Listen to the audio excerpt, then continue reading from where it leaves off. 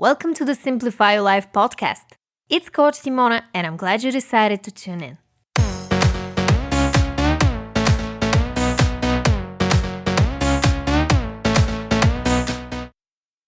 Hi everyone.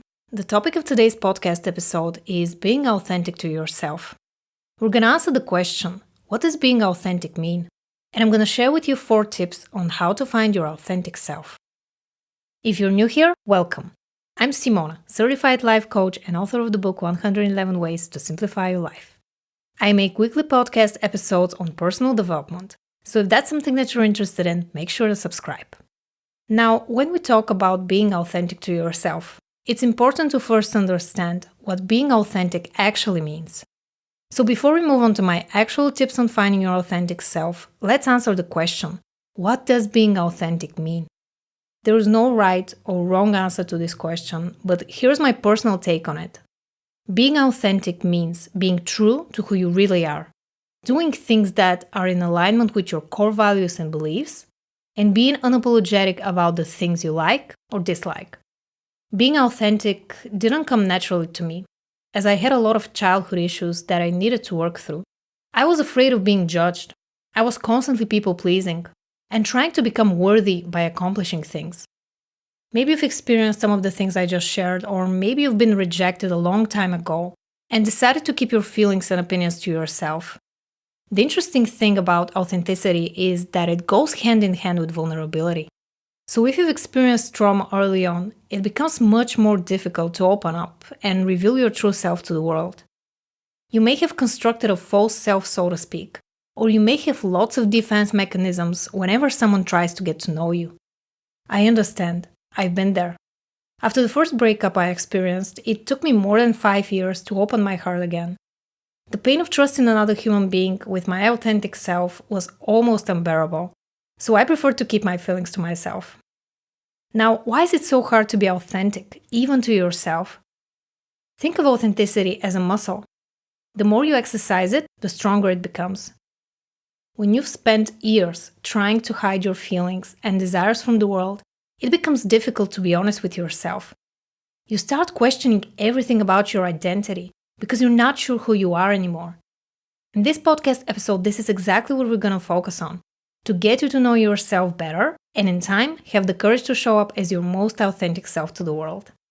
So let's get into my 4 proven tips on how to find your authentic self. Number 1. Know your core values. Since you're currently struggling with being authentic, let's start with the basics. Who are you? What do you want to achieve in life? What's truly important to you? Knowing your core values will help you do just that. In order to show up as unapologetically you, you need to know what matters to you and what doesn't. Your core values are a set of principles that guide you in life. They're like your compass when you feel lost. They not only help you make better decisions, but they also let other people know where you stand. Now, how do you find out what your core values are? Time to share with you the easiest personal core values exercise I know. You just need to ask yourself the following question. What are the top 3 most important things for me? If you had to choose only 3 values to live by, what would they be?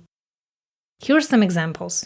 Freedom, love, health, happiness, spirituality, etc. I actually made a free downloadable list of the top 98 values to choose from. It's super easy to use, and it will help you figure out what your core values are even faster. You can download it by clicking the link in the description box below or visiting bit.ly/98values. My second tip on being authentic to yourself is to figure out the roles you play. If you're not being authentic to yourself and others, that's a sign that you're playing too many different characters in your life. While having different roles in society is inevitable, you need to know how to play the game of life and keep your integrity at the same time. You don't have to abandon your true beliefs just because you want to fit in. We're all different, and that's okay. Here are some helpful questions to reflect on. Who are you when no one's watching? What would you be doing with your life if money wasn't a factor? What are the things that you enjoyed doing as a child? At the end of the day, what's more important to you? That you're liked by others or that you genuinely like yourself? By figuring out the roles you play and the different masks you wear every day, you'll be able to lift the veil and find out why you're hiding your beautiful, authentic self. If you're anxious that people won't like the real you, or you're used to people pleasing, listen to episode 97 next. I will link it below. Tip number 3 is to learn how to say no without feeling guilty. If it's hard for you to be authentic, that's a sign that you don't have healthy boundaries and other people's opinions of you are more important than your opinion of yourself. You may not even realize it yet, but saying no to others will strengthen your relationship with yourself. By standing your ground and showing others your authentic response, which in some cases will inevitably be no, you will earn their respect as well. Being authentic has nothing to do with being liked. In fact, the more authentic you are, the more disliked you're gonna be. That's just something you need to learn to live with. But the price you pay for being true to yourself and taking your power back is absolutely worth it. If you want to see actual examples on how to say no in different scenarios, head over to my YouTube channel at youtube.com/CoachSimona and watch my video on how to say no without feeling guilty. I will also leave a link in the description box below. My next tip is to accept yourself as you are. This sounds like a no-brainer, but how do you actually do it? Well, the first step towards accepting every part of yourself is to realize which parts of yourself you would rather not associate yourself with. Swiss psychiatrist and psychoanalyst Carl Jung defines the disowned parts of yourself as your shadow self. Your shadow self is that ugly, shameful part of you that you try to avoid. But frankly, the only way to accept the totality of yourself is by integrating the unwanted parts of yourself. I actually read a wonderful book a few years ago that helped me a lot on my journey. It's by therapist Marisa Peer and it's called I Am Enough.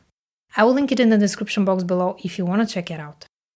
Now, finding your authentic self is not a simple process. It takes time, a lot of energy, and the willingness to let go of the old storylines and false beliefs that you have about yourself. That's one of the many things I teach in my signature online program for women. Enrollment starts in a few months, so sign up for the waitlist if you want to learn more at coachsimona.com/waitlist.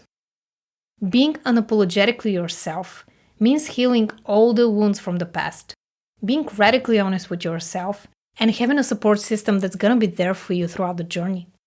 That's exactly what's in store for you, and I'm so excited for the powerful transformation that you're gonna have.